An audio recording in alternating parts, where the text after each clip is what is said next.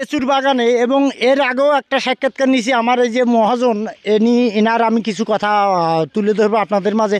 আপনি কত বছর যাবত এই লিচুর ব্যবসা করেন? আমি 16 বছর যাবত এই লেচুর ব্যবসা করি। এই লিচুর ব্যবসা তো করেন আপনি, এখানে এই বাগান কিনে নিছেন না আপনি ওই শুধু লিচু? না, আমরা তো বাগান ডেট নেই, যেমন 3 বছরের একটা ডেট নেই, নেওয়ার পরে এটা আমরা সার এবং চাষবাস করে পরিচর্যা করে এটা মাল মারাই। তার মানে আপনি এই যে লিচুটা এখন ভেঙে নিয়ে গেলেন, নিয়ে যাওয়ার পরে বাগানটা নিয়ে সার পানি দিয়ে যত্ন করে আপনি মানে সব পরিচর্যা করে আপনার এই ফল ইয়া করতে হয়।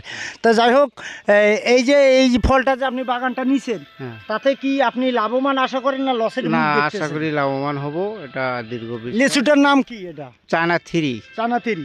তো আশা করি কিন্তু আপনি মহাজন হিসেবেও আমার মনটা কয় কথা বলে দেখলাম ভালো, এবং আপনি যে পরিমাণে আসলে এই লিচু ফলাইছেন তাতে আমি মনে করি যে আপনি লাভবান 100%। কারণ এরকম লিচু আমার এই অত্র এলাকায় এরকম ফলাইতে পারে না। লিচু অনেক আছে, আমি কিন্তু আপনার এখানে 100 টাকার লিচু খাই, কিন্তু আমি 100 লিচু ইয়া করছি। তা আসলে আমি মহাজনের সাথে কথা বলবো যে মহাজন যে এই লিচুগুলা কোথায় নেবে, রংপুর, লালমনি না কোথায়? বিভিন্ন জায়গায় যায়, ঢাকা যাচ্ছে, লালমনি যাচ্ছে, রংপুর যাচ্ছে, মানে বিভিন্ন জায়গায় এখান থেকে বিক্রি হয়। তা যাই হোক দর্শক, আসলে আপনারা জানেন যে এই লিচুগুলো এত সুন্দর, মানে আমি এই কথাটা বারবার বলতেছি এই কারণেই, মানে এত কোয়ালিটিফুল লিচু। এই দেখেন আমার হাতেও আছে এখানে। এই লিচুগুলো খাইলে খুব সুস্বাদু লাগে। তাই সবাই ভালো থাকবেন, আমি কথা আর বাড়াবো না। ধন্যবাদ।